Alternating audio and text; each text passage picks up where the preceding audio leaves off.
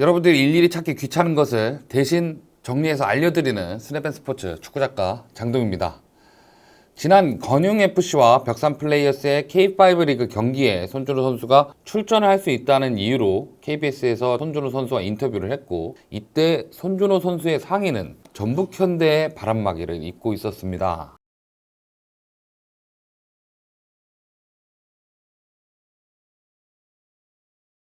전북현대의 바람막이를 입고 있었습니다. 따라서 손준호는 전북현대로 가는 것이 기정사실이 되는가 싶었습니다. 하지만 손준호의 복귀팀은 수원FC였습니다. 사실상 전북인 줄 알았는데 지난 3월 말 손준호 선수가 중국에서 무죄 석방이 되었고, 원 소속팀이던 산둥 타이산과 계약 해지가 된 데다가 선수 본인도 국내 복귀를 원하고 있었기 때문에 K리그 복귀가 당연시 되는 분위기였습니다. 전북이 이미 손준호와 작년부터 연결점이 있었고, 손준호 본인도 전북으로 복귀를 희망하고 있었던 상황이었기 때문에 만약 돌아온다면 전북으로 돌아올 거라는 것은 모두가 예상 가능한 분위기였고요. 실제로 처음 모습을 드러낸 지난 K5 리그 건용FC와 벽산플레이어스의 경기 현장에서도 건용의 유니폼 위에 전북현대의 올 시즌 선수 지급 바람막이를 입고 있었고, 손준호 선수가 전북현대 클럽하우스에서 훈련을 진행했다는 루머도 있을 정도로 전북행은 당연했습니다. 물론 개인 훈련을 도의적으로 지원해 주었을 수도 있겠지만 선수를 데려올 마음이 있었으니까 지원을 해 주었겠죠. 물론 손준호 선수는 K5 리그에서 모종의 이유로 출전하지는 못했고, 이후에 K5 리그에서도 출전하지 않았지만 전북현대 소속으로 전주대와 연습 경기에 출전했다는 이야기도 나오면서 등록 시간에 문제만 남은 듯 했습니다. 그렇게 무난하게 전북현대 유니폼을 입을 것만 같았던 손준호에게 변화가 생겼습니다. 바로 찰나를 파고든 수원FC입니다. 전북현대와 손준호의 협상 과정에서 6월 13일에 협상이 결렬되었다는 이야기가 나오자마자 수원FC가 파고들었습니다. 특히 수원FC는 손준호 선수가 포항 스틸러스에 소속된 당시 감독으로서 선수를 지도해본, 현재는 단장직을 맡고 있는 최순호 전 감독이 빠르게 이 영입을 추진한 것으로 알려졌는데요. 원래는 앞에 언급되었던 것처럼 손준호 선수는 오로지 전북현대만을 생각했었고, 전북현대도 손준호를 복귀시키는 것을 기정사실로 추진하던 상황이었습니다. 그렇기 때문에 K리그 수도권 팀들이 적극적으로 영입을 시도했지만 선수의 의지가 굉장히 확고했기 때문에 한 발 빼고 있던 상황이었죠. 하지만 의외로 전북과 손준호 선수와의 협상이 세부적인 조건에서 좁혀지지 않았고, 결국 전북현대가 손준호를 복귀시키는 것을 포기했습니다. 그 이후 최순호 단장의 적극적인 구애도 있었겠지만 손준호 선수의 선택은 수원FC였고, 결국 수원FC의 입단을 확정지었습니다. 최순호 단장은 중국과의 문제는 해결된 사안이라고 판단을 했고, 선수가 어려운 시간을 보냈는데 실력이 있는 선수인 만큼 다시 한번 재기할 수 있는 판을 만들어주고 싶다고 하면서 영입에 대한 의견을 남겼습니다. 현재 손준호 선수의 몸 상태는 45분 정도 소화가 가능한 것으로 알려졌지만 구단이나 감독 모두 선수를 급하게 복귀시키지 않고 꾸준히 적응할 수 있게 할 것으로 보입니다. 이렇게 되면서 수원FC는 윤빛가람이라는 국대급 미드필더에 손준호라는 또 하나의 국대급 미드필더를 보유하게 되었습니다. 수원FC 팬에게는 기쁜 소식이겠지만 반대로 전북 팬들에게는 청천벽력 같은 소식이 되고 말았고, 실제로 전북 축구는 죽었다라고 하는 워딩이 나올 정도로 반응이 심각하게 좋지 않습니다.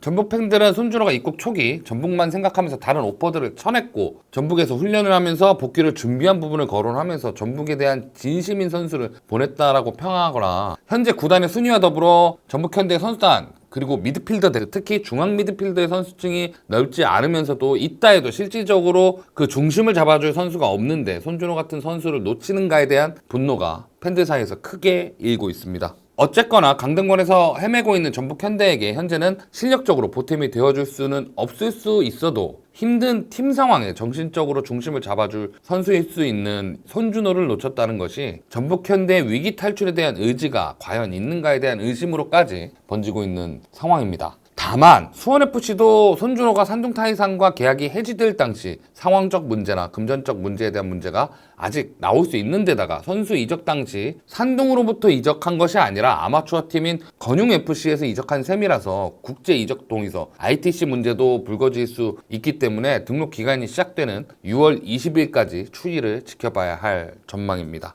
그렇다면 수원FC는 손준호를 어떻게 했을까요? 손준호의 포지션은 중앙 미드필더 내지는 수비형 미드필더입니다. 원래는 중앙에서 연결을 하는 미드필더 역할을 맡는 선수였지만 전북현대에서 수비형 미드필더로 공격을 끊어내고 아군의 공격 전개에 시발점을 맡는 역할을 맡으면서 K리그 MVP를 수상하기도 했습니다. 그래서 손준호가 처음 데뷔하고 활약한 포지션이 중앙 미드필더로도 충분히 대표 선수급으로 잘했고, 볼을 운반한다거나 패스를 뿌린다거나 상대 골문을 중거리 슛으로 타격한다거나 하는 플레이가 가능한 상황에서 상대 공격을 차단하고 공격을 전환하는 첫 번째 옵션이 되고, 활동량으로 상대가 공략할 우리의 공간을 미리 틀어막는 수비형 미드필더이면서 중앙 미드필더였을 때 장점 중 하나인 패스를 통해서 플레이를 조율하는 딥라인 플레이메이커의 역할도 가능한 선수가 되었습니다. 현재 수원FC의 중앙 미드필더는 2미들로 나올 때는 이재원, 윤빛가람, 3미들로 나올 때는 이재원, 윤빛가람의 강상윤 정도가 더 나옵니다. 특히 윤빛가람은 작년 이적 후 김은중 감독이 굉장히 신뢰하면서 기용하는 것이 올 시즌에도 보이고, 수비적인 부분을 신경 쓰면서 공격에 대한 부분을 신경 쓰는 김은중 감독의 특성상 윤빛가람의 부재는 굉장히 뼈아프게 될 수 있습니다.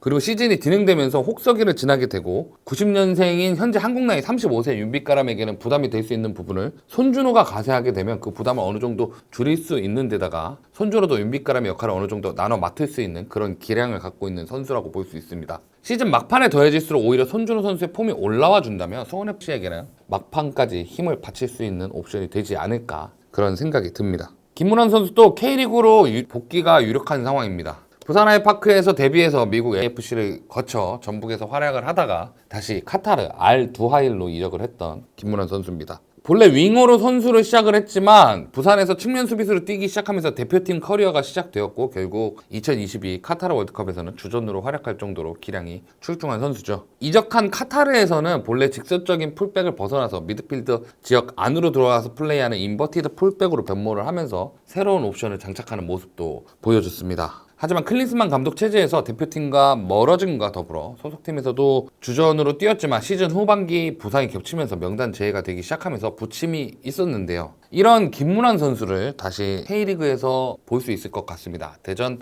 하나시티즌에 김문환 선수가 영입될 가능성이 굉장히 높다고 하는데요. 이민성 감독이 사임하고 황선홍 감독이 부임하면서 구단에서 즉시 전략금 선수 영입을 추진해주겠다고 황 감독에게 약속을 했고, 황 감독이 픽한 명단 중에 김문환 선수가 있는 것으로 알려졌습니다. 김문환 선수도 현재 팀에서는 자신이 구상에 벗어나 있다는 느낌을 받으면서 오히려 자신을 강하게 원하는 대전으로 이적을 하는 것이 더 좋다라고 생각하는 듯하고, 거의 임박해 있다는 소식까지 알려지면서 다시 K리그로 복귀할 전망입니다. 자, 마무리해보겠습니다. 중국에서 고초를 겪은 손준호 선수를 두고 여러 가지 이야기가 나오는 것으로 알려졌습니다. 하지만 중국에서도 무혐의로 밝혀진 사건이었고, 손준호 선수도 그간의 어려움을 이제는 털어버려야 하는 시점에 왔습니다. 부디 손준호 선수가 K리그에서 다시 한번 재기해서 대표팀까지 다시 승선해서 자신의 축구 인생의 마지막 챕터를 잘 장식할 수 있기를 기원합니다. 지금까지 스네벤 스포츠 축구작가 장동희였습니다. 어때? 지금 K5 리그에서 손준호 선수 뛰는 거를 좀 봤을까?